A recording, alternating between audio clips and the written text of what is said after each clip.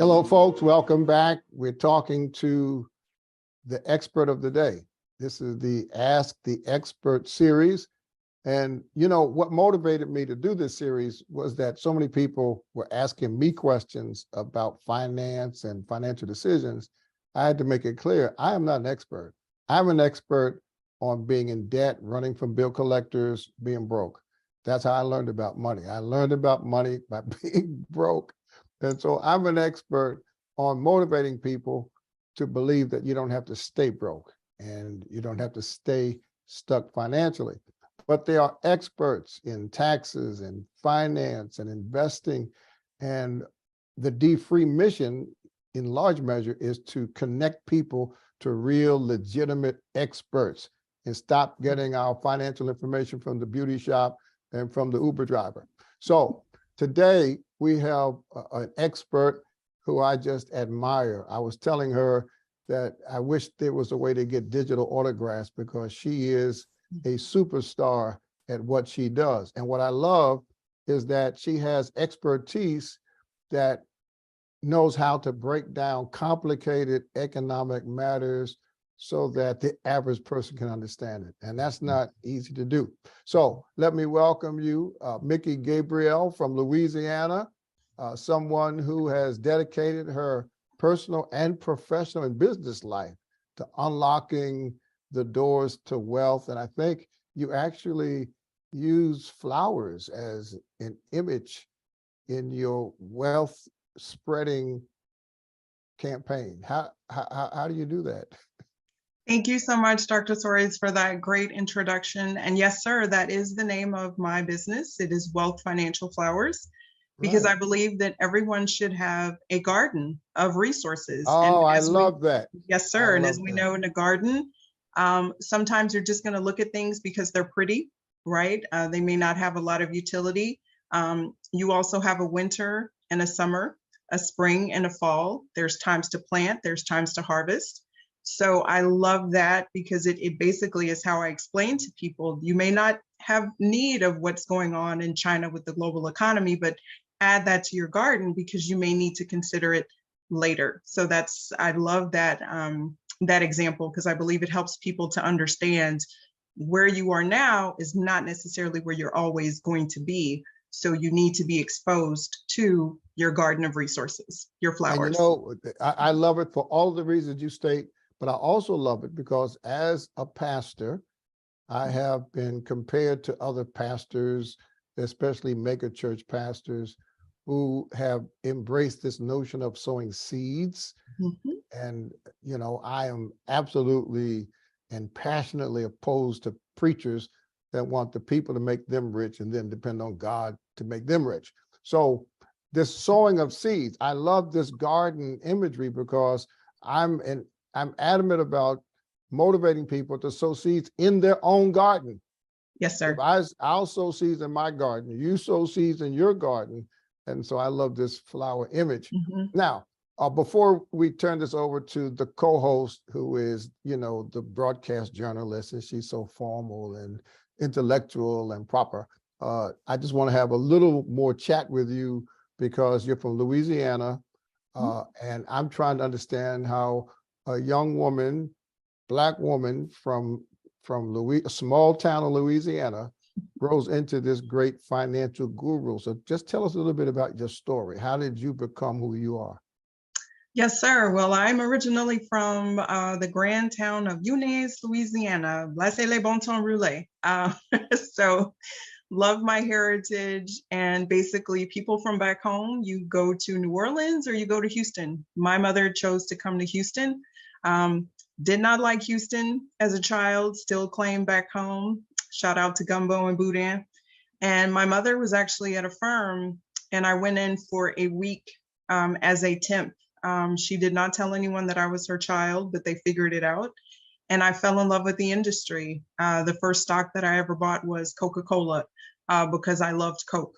And that's advice I give to people sometimes. If you don't know where to start, you're blowing up Walmart every day.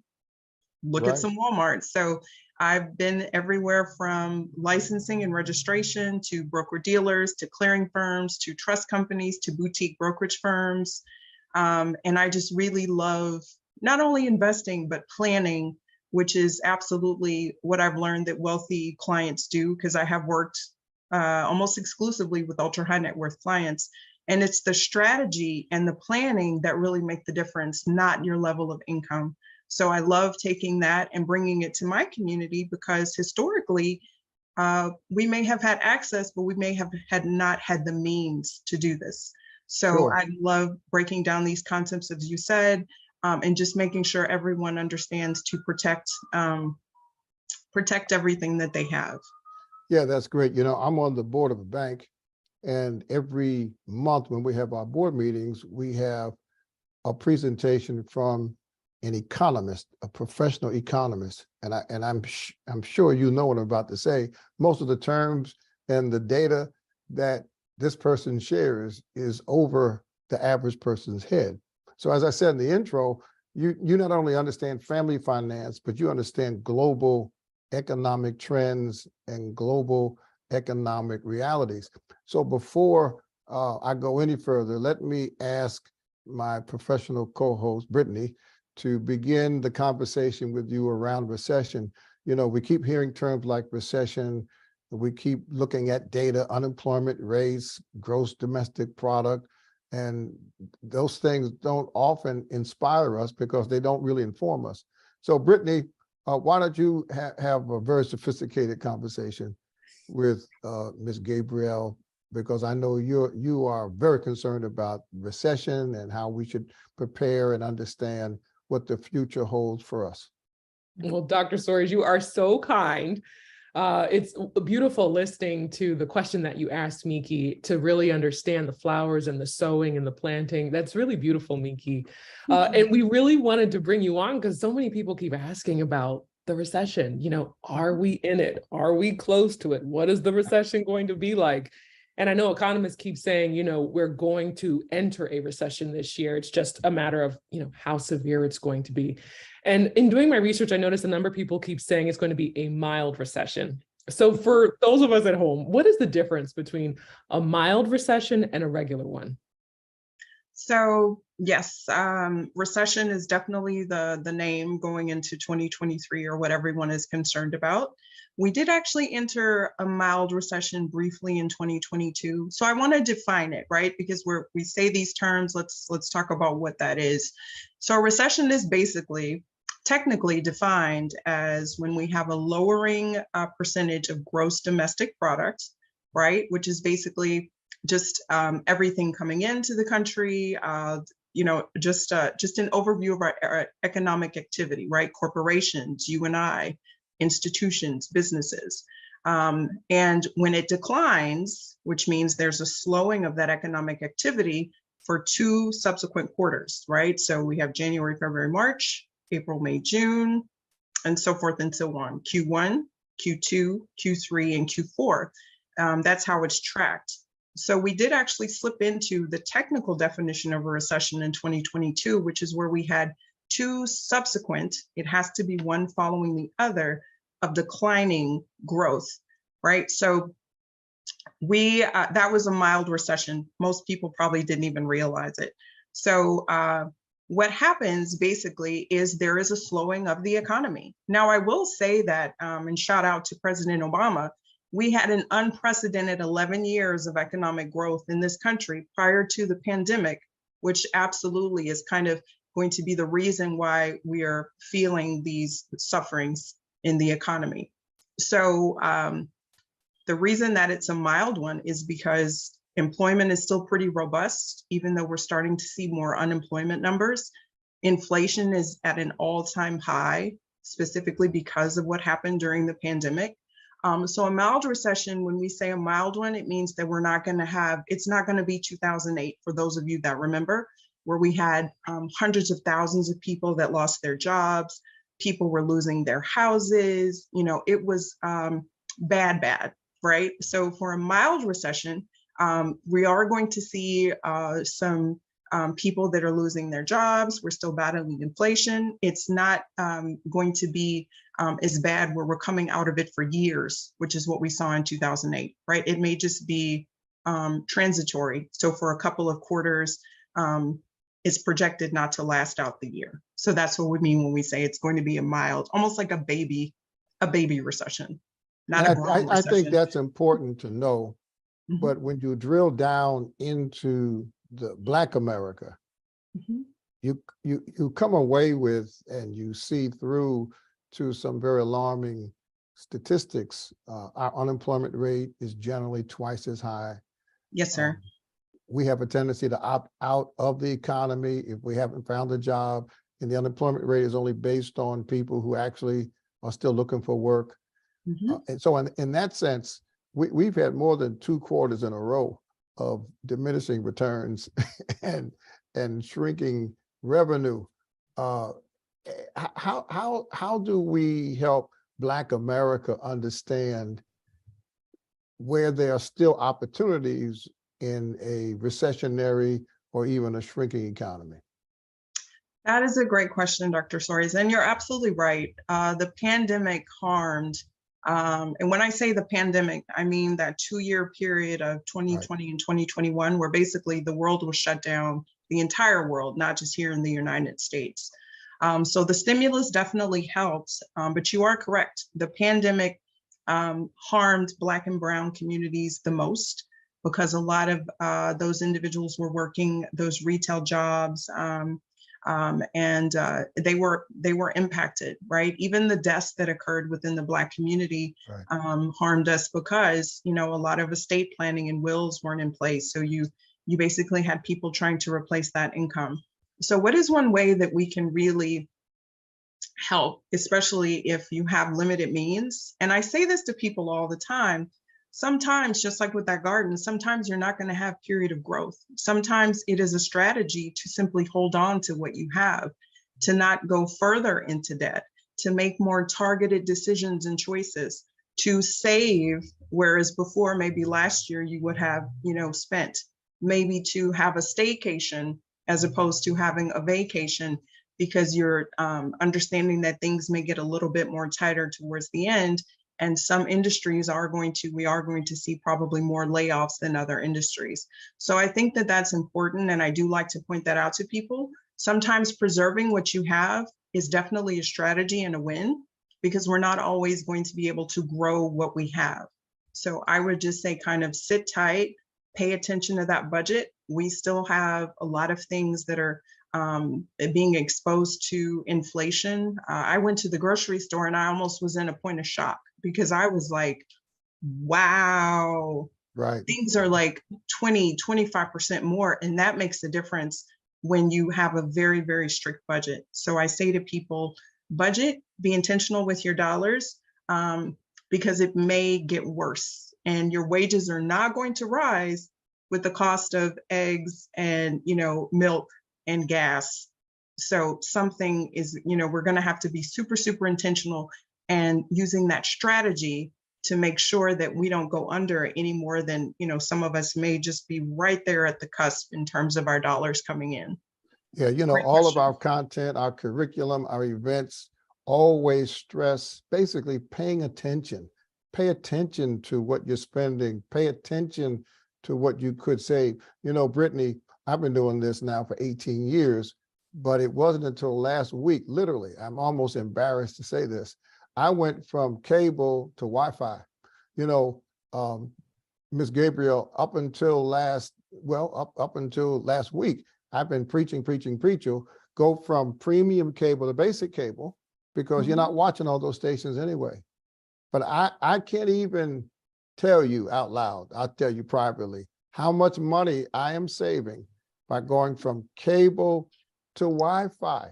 All of our TVs are smart TVs, and you can watch TV. Now it's a bit different. You can't just go to your station and watch it. You got to click, click, click. But I'm saving so much money just by cutting the cable, going to Wi-Fi, and I think that's the kind of decision making you're suggesting. Yes, sir. And that makes a difference. It really does, because what I also tell people, you have to think long term. So I've basically, you know, had people say, well, it's only $15 a month. Yes, but that's $180 a year. Right. You know, and over 10 years, how much is that? And what if you were to put those funds towards a life insurance policy or an investment account? What if you were just to leave it in cash, right? Because we also hear sometimes cash is bad. Well, people that are sitting on cash, congratulations, you're beating the S&P 500, which was down 20% in 2022. So you're winning.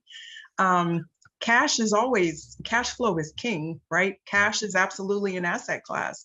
So even if you're just not spending it, that is a strategy. That is chess, not checkers. So I know that was probably a difficult decision, and I'm going to be reviewing mine because we have Disney and Right. I have boys and they have streaming services. And I'm like, you're right. It's, we can hold on to some of that and we're going to be okay. Go read a book. You'll be fine. Right. Right. Use the libraries. Free. I love that. Brittany, you've got some more questions that you need Mickey to answer. Well, I was just wondering, for people who are thinking about the recession that, as you mentioned, is on the way. The nice thing is, as you mentioned, the mild recession from 2022, most of us didn't feel it. What we really felt was the inflation. So for people who are trying to weather the storm in 2023, are there any things that they need to do now to prepare for it? Absolutely. So one of the biggest things you can do, and we've all been talking about it, is budgeting.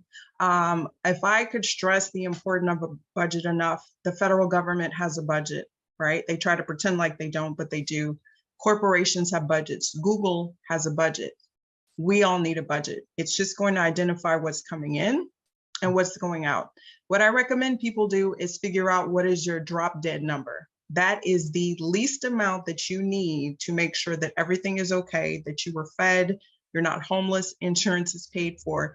Once you have that number, you're going to be able to carve around and really see how much you have in what's called your discretionary spending.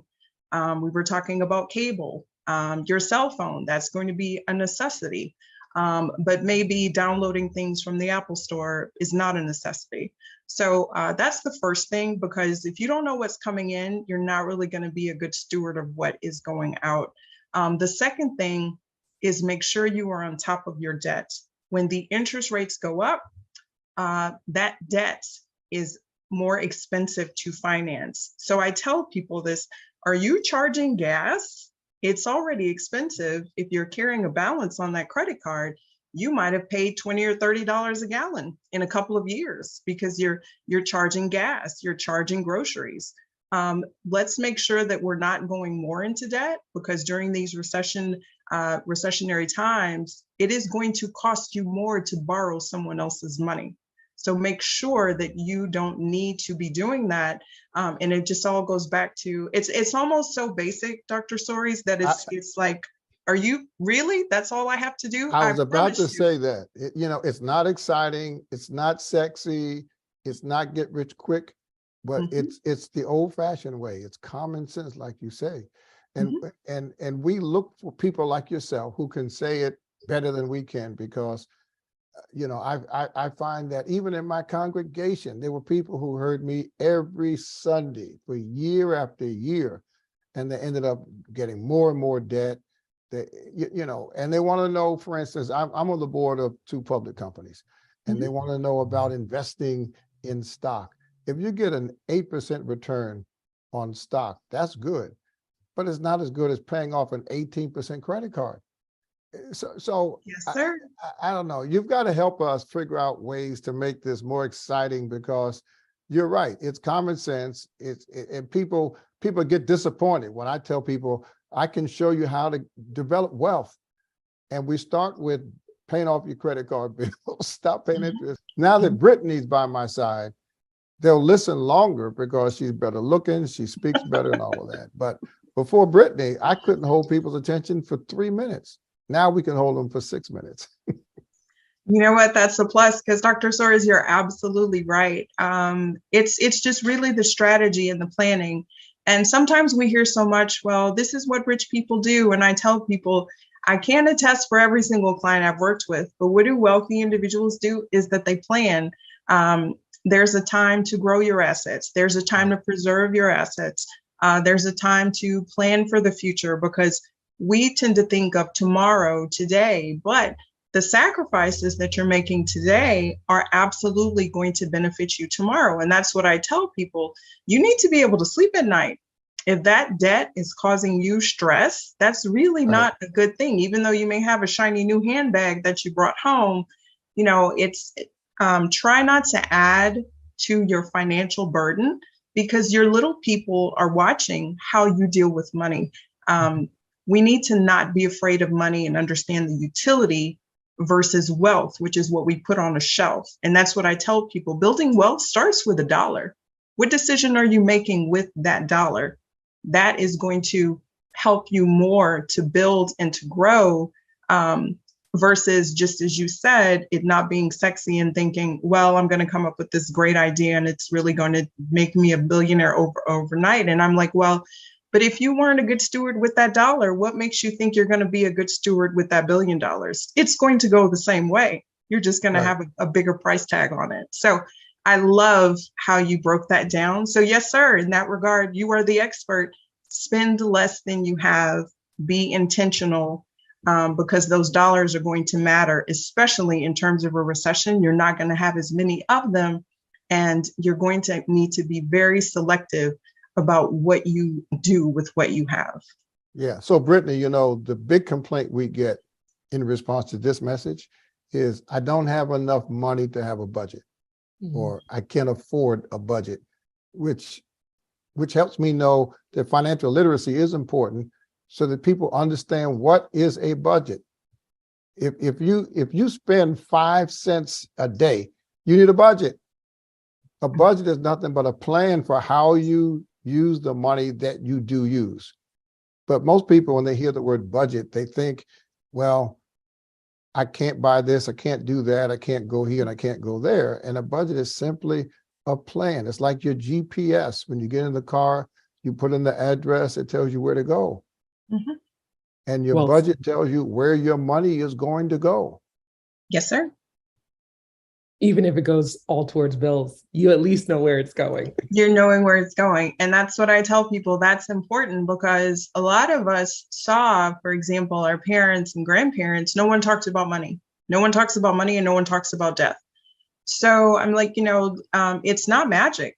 You do have discretion over your dollars. And that is still a strategy. It may seem like, well, this is why, like you said, Dr. Storr, I don't have a lot of money, but you know where it's going. You are in charge of those dollars. You're the person making those decisions, right? Because you could choose to do otherwise. We know, a lot of us know people making $100,000 a year that live paycheck to paycheck. Broke. That's right. Yes, sir.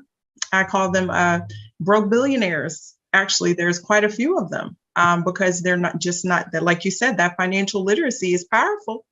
It's very powerful.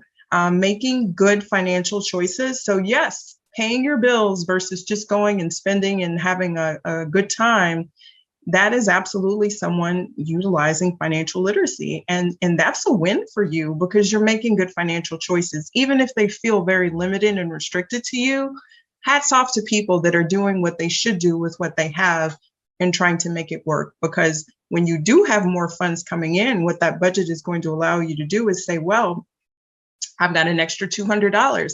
I already know what I should do with this. I'm not going to be excited like I've never seen $200 before. Someone who is used to budgeting is going to be like, oh, I already know what I'm going to do with this. And you're going to make those notations, send that money where it needs to go, and you're going to move right along. Yeah, Powerful. folks, what Mickey is trying to explain is that there's a difference between income and wealth.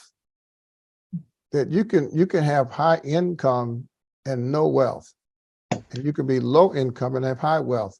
Wealth is not what you earn, it's what you own.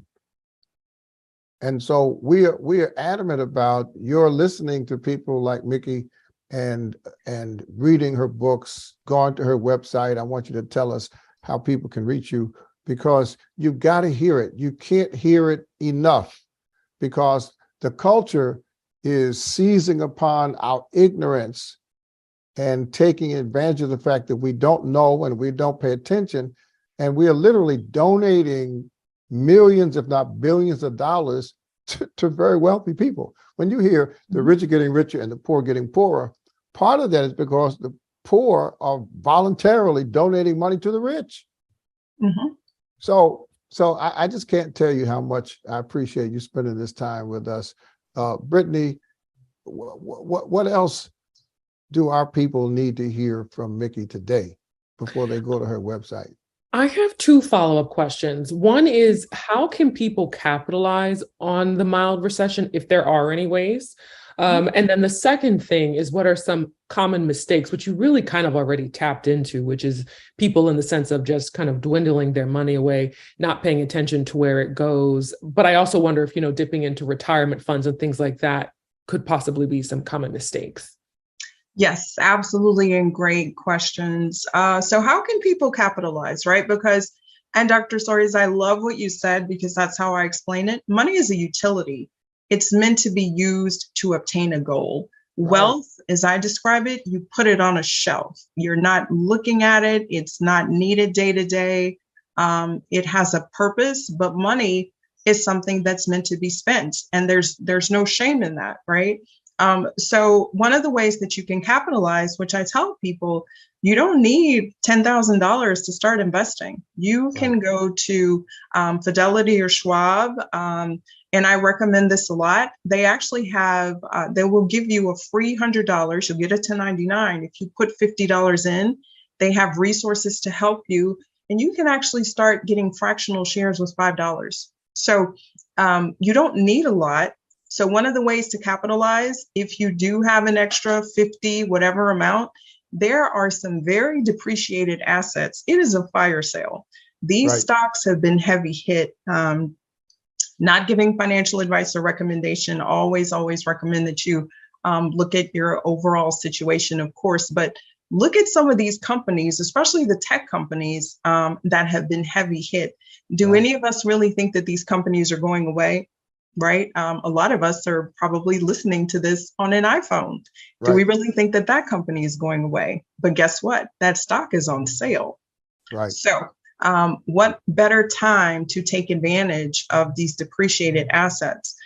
So some of us are going to be well positioned to take advantage of real estate, right? Because we had a lot of people that got a little bit too happy during those 2 years when money was flowing, right? When interest rates were so low, they probably bought a little bit too much. And we're seeing some of this. Some people are offloading assets because Dr. Soares, as we talked about, they don't have any cash. They got way too happy. Well, guess what? We call it dry powder in the industry. You might be one of those people holding on to cash on the sidelines, ready to jump and get some of these bargains, right? So another way to take advantage of this, especially with the high interest rates, is for people that are looking for income. There's the I bond through the US Treasury. Is currently giving 6.89% in interest. I'll take that every day, even in a good year. 6 months ago was 9.7%. Yes, sir. Crazy.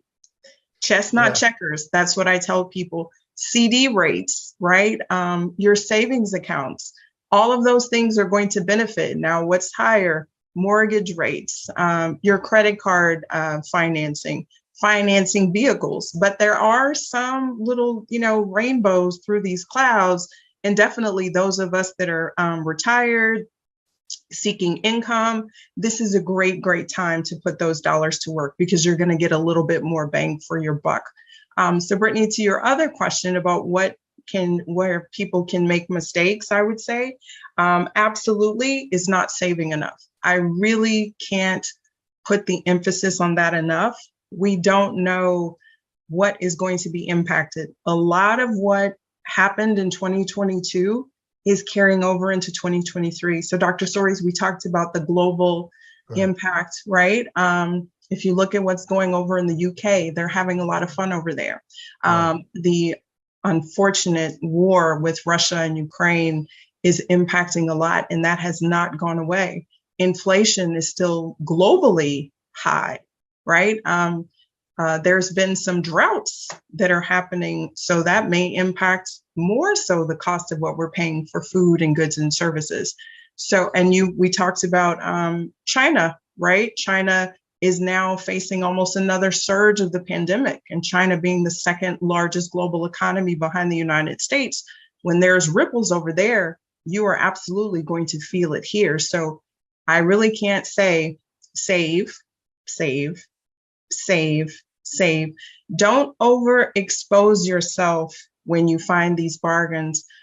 Do a little bit extra due diligence, especially those of you that are in business, and the everyday person that's, like I said, just really making sure that everything is taken care of.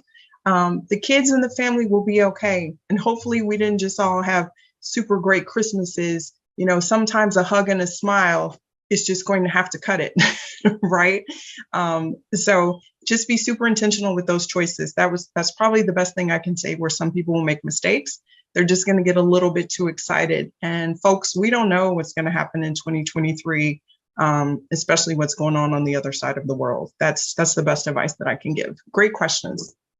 Well, Brittany, yeah, they were great questions, because during every economic period, someone is making money. Mm-hmm. There are a lot of people who are not, but a lot of people are. And I just love those answers. Just basic, plain, down to earth, easy to understand. Now, folks, listen, we've had a wonderful relationship with people like yourselves who tune into our webinars, you come to our events, but now this year you've got to share it. There is someone that you know who needs to hear this wonderful financial expert. And so we need you to share. We need you to subscribe. We need you to like what we do, but share it. Send a link to this presentation to your nieces and nephews, to your cousins, and to your aunts and uncles, because we need you to not simply be informed, but we need you to be ambassadors for the D-Free movement. We're trying our best to use our resources wisely, and the best resource we have is you. You that take time at lunchtime, you who watch late at night.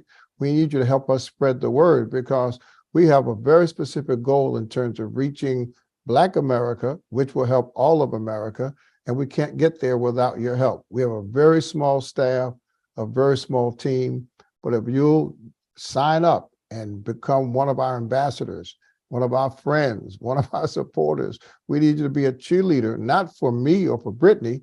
We need to be a cheerleader for financial freedom, because it doesn't matter to have your civil rights and your political rights and you're broke. And that's where we are in the history of this country. That's where we are as a community. And it's where we are as a culture. America has a debt problem from the government to Wall Street to Main Street. We're living above our means as a country and as families, and we've got to arrest that before we can grow our wealth. So I want to thank you, Miss Mickey from Louisiana, and I want to thank you, Miss Smallwood, for this very stimulating conversation.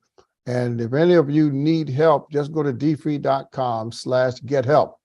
If you need help understanding how to invest, if you need help because you're drowning in debt, if you just need help around the whole issue of finances, just go to dfree.com/get-help, and we will be happy to connect you with an expert like Miss Gabrielle from Louisiana, who will help you grow your financial garden and have flowers of investments, flowers of savings, flowers of debt reduction, all over your garden. So thank you so much.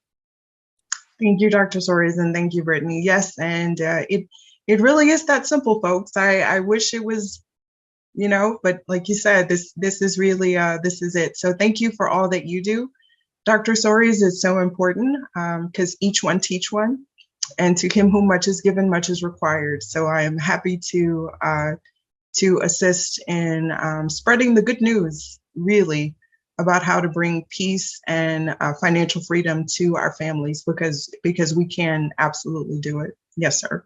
Your website, we got to send people to your website. Yes. So I have a link tree. It is Wealth Financial Flowers, also on Instagram. Also do rooms on Clubhouse, where we talk about all sorts of things, from compound interest to investing Two, what is super, super important, estate planning, because we need to save what we have and not make that next generation start over from scratch.